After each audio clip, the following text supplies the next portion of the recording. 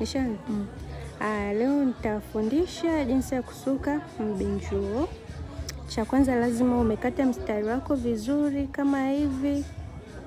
Hakikisha umenyooka, kama nywele imejikunja unaichana. Nywele ya mbinjuo inasukwa tofauti na nywele ya sangita au twende kilioni au njia tatu. Hii unagawanyisha, yani kwanza ina mstari mmoja tu, ni tofauti na ile ya twende kilioni unagawanyisha mistari miwili. Hii ni mstari mmoja, na katika ugawanyaji wake unagawanyisha nywele hivi mara 3. Mara ngapi? Mara 3. Umeona? Unaisuka kama butu, utazungusha hii kuanzia mkono wa kulia. Ule shika kwa mkono wa kushoto pia utaileta. Utaendelea na zoezi hilo hilo la kusuka ili mbinjo wako utokee vizuri. Kumbuka nywele hii ni upande mmoja tu inakatwa, haikatwi mara 2 au haipitishwi mstari katikati. Kama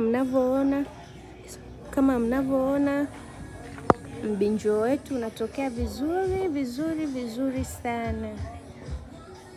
Kama unapenda kufundishwa jinsi ya kusuka nywele nyingine tofauti kama hii, bonyeza katika. Jamani, kama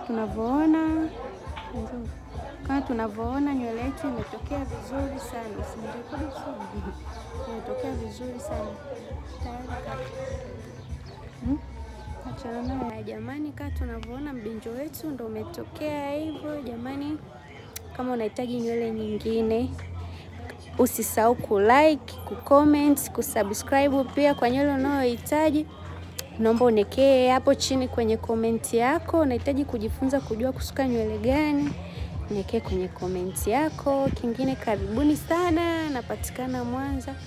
Nywele kama hii unasuka kwa bei